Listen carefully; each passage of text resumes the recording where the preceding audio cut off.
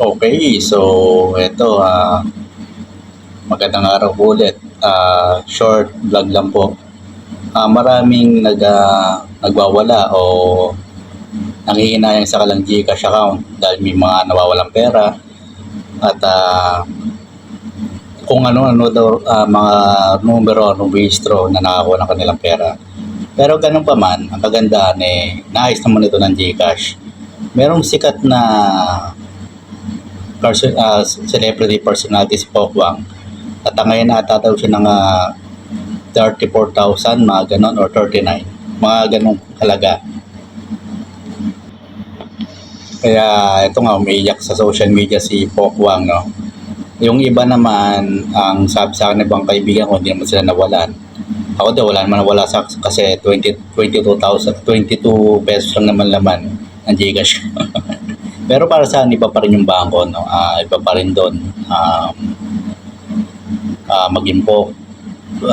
Subok ng security. Kung mayroon mangyari, manakawan sila, mabank robber, nababalik naman din yung pera ng mga depositor. Pero in first Gcash, syempre, maging patas tayo.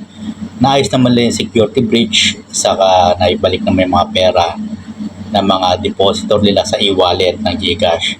So kayo ba, yung iba dyan nawalan ba ng pera? So magreklamo na hanggat maaga, huwag nang patagalin yan.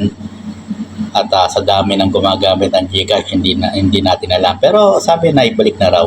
Yung iba naman hindi naapektuhan kahit paano doon sa Gcash na technical glitch, kung tatawagin natin, kung yun man ang tawag doon.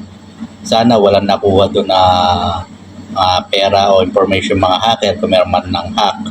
Hindi pa rin may paliwanag ng Globe o Globe pa ba may-ari na, no, para sister company ng Gcash yun.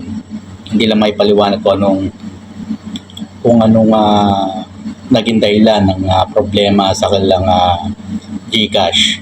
So sa Gcash ang dami nagwala, social media sa FB ang dami ko nababasa, yung pang kaibigan ko nawalan daw ng laman, pero mga kinabukasan na ibalik daw, kinabahan siya kasi siguro mga nasa 20k plus ang kanyang naipon doon sa Gcash. So sana pagtibay ng Gcash yung kanilang security, cyber security, saka yung program ng kanilang Gcash app. So hanggang dito lang po muna yung vlog at maganda kasi meron tayong e-commercial, e-commerce kung tawagin, kasi kakipatan namang IT, hindi katulad ng araw, puro paperworks lang, di ba?